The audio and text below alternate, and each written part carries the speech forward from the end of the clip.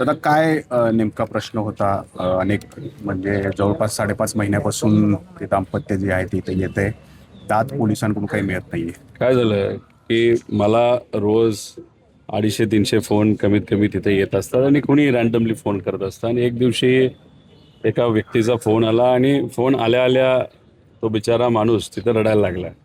आणि 1-1.5 मिनटं रडल्यानंतर तो म्हणाला की माझी मुलगी 5-5.5 महिने ही बेपत्ता आहे आणि अजूनपर्यंत सापडलेली नाही आणि पोलीस स्टेशनला जातो तर आम्हाला कुणी तिथं न्याय देत नाही, आम्हाला बसवत सुद्धा नाही, आमच्याशी साधी चर्चासुद्धा करत नाही. आणि एक कुणीतरी खलाटे नावाचा इथं पोलीस अधिकारी होता, PSI, तो तर अशा लेवलला जाऊन बोलायचा की आम्हाला दुसरं काही काम नाही का, आता इलेक्शन लागले, तुम्ही नंतर या, तुमच्यासारखे बरेच असतात. आणि मग अशा पद्धतीची वागणूक या सामान्य परिवारातलं, म्हणजे मजुरी करणारे ही लोक आहेत, नवरा बायको रोज मजुरी करतात, त्यात त्यांचं घर चालतं. आणि मग असं झाल्यानंतर जेव्हा मी इथं येतो असं कळालं तेव्हा काही प्रमाणात त्यांच्यावर प्रेशरसुद्धा आणण्यात आलं की रोहित पवारांना इथं बोलू नका, नाही तर मग हा तपास कधीच तिथं होणार नाही. आज इथं आलो, विषय समजून घेतला पालकांकडनं. अतिशय वाईट आहे, 14 वर्षाची मुलगी आहे, म्हणजे पॉस्कोचीच केस खऱ्या अर्थाने इथं लागू शकते अशी आत्ताची परिस्थिती आहे. 14 वर्षाच्या मुलीला 21 वर्षाच्या मुलाली तिथं पळवून नेलं. गेले 5-6 महिने ते दोघं कुठे आहेत हे कोणालाच माहीत नाही, कारण का पोलिसांकडनं तपासच दुर्दैवाने त्या ठिकाणी झालेला नाही. आणि मग असा कुठेतरी काल परवा आम्ही बोलल्यानंतर आता तपासाला जल्लद गती आलेली आहे. एका चांगल्या अधिकाऱ्याला त्याच्यावर नियुक्त केले, अजून एक नवीन अधिकारी तिथं नियुक्त केला जाईल आणि मग आता कुठेतरी खऱ्या अर्थाने तपासाला सुरुवात होईल. त्यामुळे आम्ही पोलीस अधिकाऱ्यांना हेच सांगितलं, अशी जर गरिबाची परिस्थिती असेल, एखादी 14 वर्षाची मुलगी बेपत्ता होईल, तुम्ही तरी त्या बाबतीतला तपास करत नसाल आणि हे आमच्यापर्यंत आलं असेल तर अशा किती केसेस असतील. त्यामुळे होम डिपार्टमेंटली सुद्धा सामान्य लोकांकडे लक्ष देत असताना कुठंतरी महत्त्व दिलं पाहिजे, न्याय दिला पाहिजे, अशा आमच्या सगळ्यांची भूमिका आहे. प्रश्नच तो आहे की पोलिसांनी खरं सर्वसामान्यांना संरक्षण देणं गरजेचं आहे, मात्र पोलीस अलीकडे गुन्हेगारांनाच संरक्षण देताना दिसतात. कसं आहे की 100% पोलीस खराब आहेत असं नाही, 5-10% हे नक्कीच नासके पोलीस अधिकारी आहेत. काही दिवसांपूर्वी तुम्ही पिंपरी चिंचवडमध्ये सुद्धा बघितलं असेल, हडपसरमध्ये सुद्धा बघितलं असेल, जी काय अवैध दारू प्रकरणाच्या मुळे 18-20 लोकांचा मृत्यू झाला. हा तर आकडा फक्त पोलिसांचा आकडा आहे, पण काही लोक त्याच्या आधीसुद्धा दारू पिऊन, म्हणजे 2 दिवस आधी, 1 दिवस आधीसुद्धा दुर्दैवाने त्यात मृत्युमुखी पडलेले आहेत. तो आकडा अजूनपर्यंत याच्यात आलेला नाही. आणि हे अवैध दारू धंदे का चालू आहेत, कारण का याच्यात काही पोलीस अधिकारी हे समाविष्ट आहेत. स्वतः पोलीस आयुक्त विनयकुमार चौबेच हे प्रकरण दडपण्याचा प्रयत्न करत होते.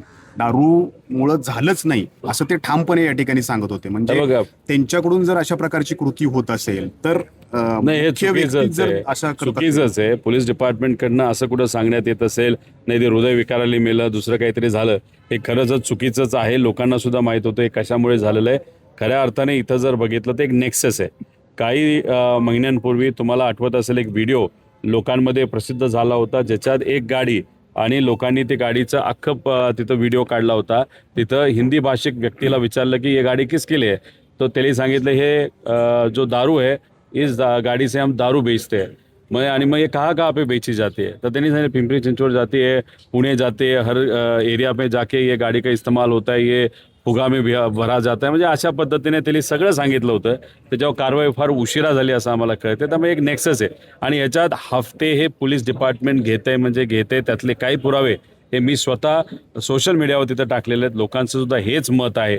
त्यामुळे आत्ता ह्या घटना घडल्या, गरिबाच्या घरात त्यांचे कर्ता व्यक्ती आता दुर्दैवाने मृत्युमुखी पडलेला आहे. पण ही चर्चा फक्त आत्ताच आहे, ही ॲक्शन आत्ताच आहे. एक 10-20 दिवसानंतर सगळं शांत झाल्यानंतर सगळं नॉर्मल होईल. त्यामुळे आमचं एवढंच म्हणणं आहे की पुणे आणि पिंपरी चिंचवडमध्ये गुंडागर्दी आणि कायदा व सुव्यवस्थेची अतिशय वाईट हलाखीची परिस्थिती झाली. दिवसा ढवळ्यासुद्धा तिथं कोयत्याचा वापर केला जातो, हाणमार त्या ठिकाणी केली जाते. असं जर या पुण्यामध्ये, जे पूर्वी कधीही होत नव्हतं, असं जर इथं पुण्यामध्ये मोठ्या प्रमाणात वाढत असेल आणि पिंपरी चिंचवडमध्ये वाढत असेल, तर हेच म्हणावं लागेल की इथं असणारे CP हे कार्यश्रम नाहीत, फक्त VIP ला चांगली ट्रीटमेंट देणारे लोक आहेत, गरिबाला मात्र हवेवर सोडणारे लोक आहेत. आदिवासी समाजातली ही 14 वर्षाची मुलगी आहे म्हणून कुठेतरी उशीर होतोय. सामान्य परिवारातले, हातावर पोट असणारे परिवारातली ही मुलगी आहे म्हणून कुठेतरी तिथं उशीर होतोय असं आपल्याला म्हणावं लागेल. आदिवासी समाज आहे, SC आहे, ST आहे, हे सगळे झोपडपट्टीमध्ये राहणार आहेत. ओपन समाजाचे सुद्धा, OBC समाजाचे सुद्धा लोक ग्रामीण भागातले इथं येऊन कष्ट करण्यासाठी झोपडपट्टीमध्ये तिथं राहतात आणि मग तिथून जर कोणी आलं तर त्याला दुय्यम वागणूक द्यायची. कोण काय करणार आहे, कोण याच्या पाठीमागे राहणार आहे, आणि जर एखादा चांगल्या गाडीमध्ये आला तर लगेच त्याला चांगली ट्रीटमेंट द्यायची. हा जो भेदभाव आहे गरीब आणि श्रीमंताचा, हा पोलीस स्टेशनपर्यंत आलेला आहे आणि हाच भेदभाव आम्हाला योग्य वाटत नाही. त्यामुळे हे प्रकरण दिसताना लहान असलं तरी पोटची मुलगी जाऊन 6 महिने झाले, तिचा अजून आतापत्ता त्याच्यामध्ये नाही आणि त्याला पोलीस प्रशासन सुद्धा 5-5.5 महिने दुर्लक्ष करत असेल तर हे कुठंच पोलीस डिपार्टमेंटला आणि महाराष्ट्राला शोभणारं नाही. पोलिसांकडनं सांगण्यात येत आहे की त्यांचं प्रेम प्रकरण होतं, त्यातून ती पोरगी गेली आहे, असं पोलीस बघा, प्रेम प्रकरण होतं नव्हतं हा वेगळा विषय. कुठलीही मुलगी जेव्हा 13, 14, 15 वर्षाची असते ती त्या अशा वयामध्ये असते की तिला कुठेतरी मार्गदर्शन केलं पाहिजे, तिला कुठेतरी मदत केली गेली पाहिजे.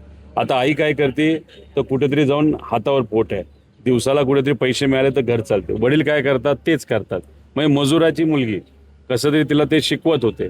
अशा काळामध्ये जेव्हा एखाद्या मुलीवर अशा तिथं कुठेतरी उचलून कुणीतरी घेऊन जातं तेव्हा ठीक आहे, त्या काळामध्ये कशामुळे गेली काय झालं, पण 14 वर्षाची मुलगी, पॉस्कोची केस त्याच्यामध्ये लागू शकते. 21 वर्षाचा मुलगा आहे.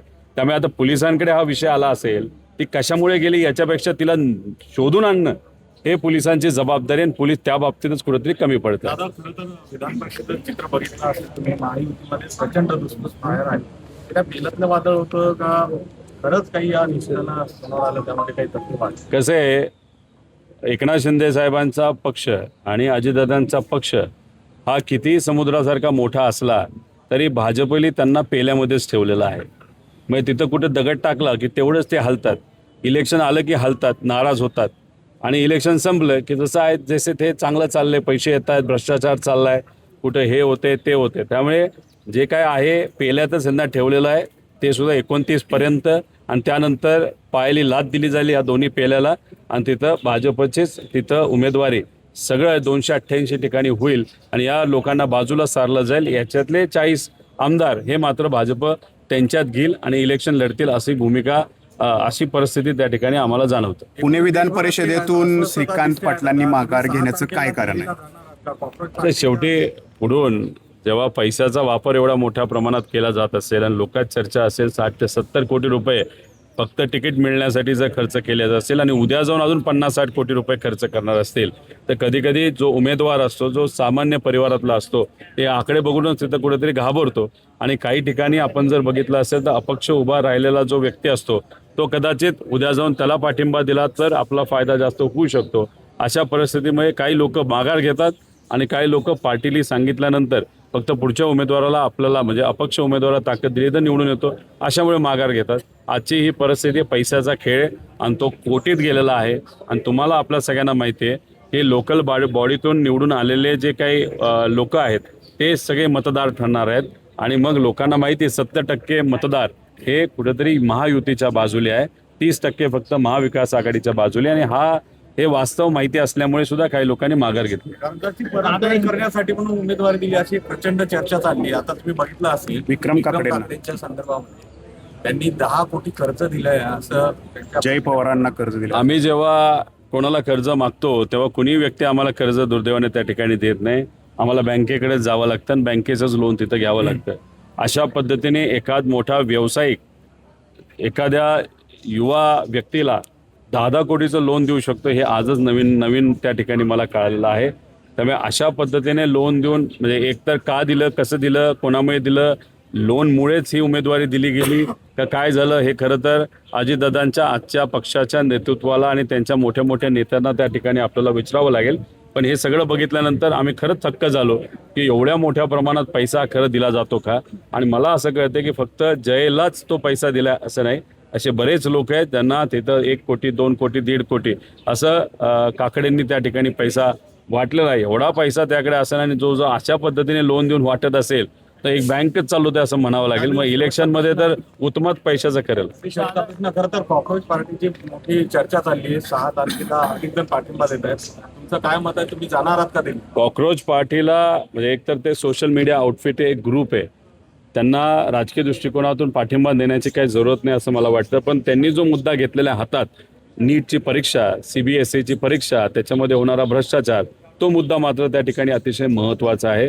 म्हणजे आज सकाळीच आपण सगळ्यांनी बातमी ऐकली असेल की नागपूरमध्ये एका मुलीली हा जो ताण आलेला आहे तिच्यावर, कारण का आईवडिलांनी कष्ट करून, शेतकऱ्याची मुलगी आहे, तिथं पैसे गोळा केले, कसं तरी दिली, अभ्यास केला, फी दिली आणि मग आत्ता परीक्षा द्यायची की हा परीक्षामध्ये भ्रष्टाचार झाला आणि तो ताण तिच्यावर असल्यामुळे तिने पत्र लिहून आत्महत्या केलेली आहे. त्यामुळे अशा पद्धतीने युवा, ते सुद्धा 24 लाख विद्यार्थ्यांच्या बाबतीत जर नफेखोरी होत असेल, पैसा खाल्ला जात असेल, CBSEच्या बाबतीत तेच झालं असेल आणि पुरावे झाकण्यासाठी जर ऑफिसलाच आग लावली जात असेल, तर जे धर्मेंद्र प्रधान जे या देशाचे शिक्षण मंत्री आहेत त्यांना घरी बसावंच लागेल. आणि ते जर बसले नाही, तर त्यांना बसवलं नाही तर लोकच असं काहीतरी करतील जे 6 तारखेला आपल्या सगळ्यांना दिसेल की त्यांना काही पर्याय राहणार नाही, पण घरीच बसावं लागेल.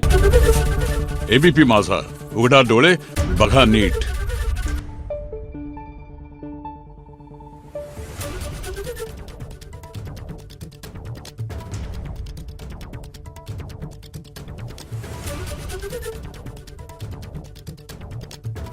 Thank you.